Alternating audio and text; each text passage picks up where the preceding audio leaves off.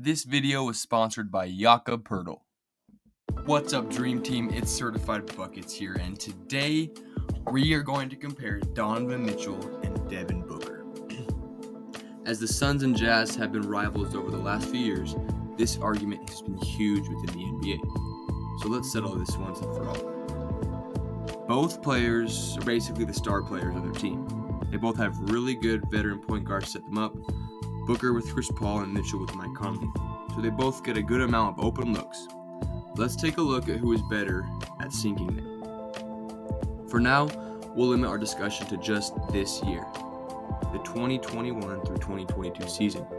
Devin Booker this year has hit 44.8 of his shots, and he takes 20.8 shots per game. He also takes just over 7 threes per game and makes 36.8% of them. Mitchell makes 45.8% of all his shots, and he averages 20.4 field goal attempts per game.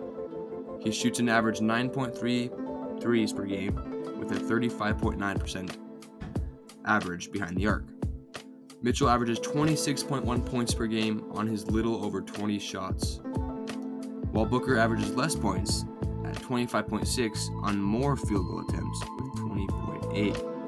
Donovan has a true shooting percentage of 58.2 with an effective field goal percentage of 54.3%. Booker, on the other hand, has a true shooting percentage of 55.7 and an effective field goal percentage of 51.1. Booker also averages more time on the court than Donovan does. Each night, Booker's standard is 34.4 minutes, and Mitchell sits below him at 33.6. Now, I know both their teams have a different approach to offense, but I think the fact that Mitchell gets more points on less field goal attempts and while playing less puts Donovan on top this season for scoring. But it isn't just this year we need to talk about. Before we move on, guys, don't forget to like, subscribe, and click the bell to receive notifications so you never miss any Certified Buckets videos.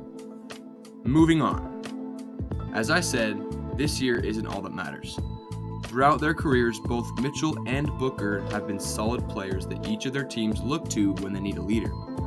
They both have always had solid career shot percentages. In 6 years in the NBA, Booker has shot a phenomenal 45.5% from the field, while Donovan is just beneath him at 44.2%. But Donovan has had a better three-point percentage at 36.2%.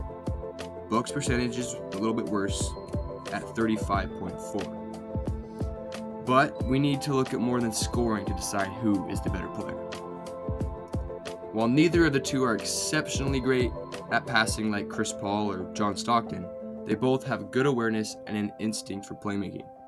This year, Donovan Mitchell has been averaging 5.3 assists per game, with an assist-to-turnover ratio of 1.96 and an assist ratio of 17.3.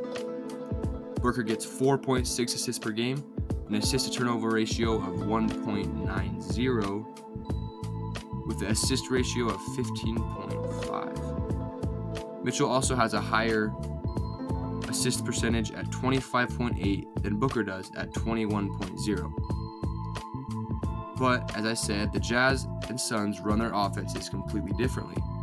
Booker has the point guard Chris Paul on his team, so you already know that most of the passes and assists are going to come from him. Now, for a little bit, let's talk defense. Donovan Mitchell is averaging 0.2 blocks per game compared to Booker's 0.4, but Donovan only stands at 6'1", 4 inches shorter than Booker at 6 feet 5 inches. Mitchell is also grabbing 1.7 steals per game, with Booker sitting at 1.1. Donovan's defensive rating is 110.5, 3 points worse than Devin Booker's, whose rating is 107.2. Based on these ratings, it would seem that Booker is better at defense. While Booker's height is definitely an advantage, Mitchell weighs about 10 pounds more, so Mitchell is stronger and has the benefit there. Overall, to me, in these stats, the matchup seems pretty even. But let me know in the comments down below any stats I missed that might be able to settle this debate.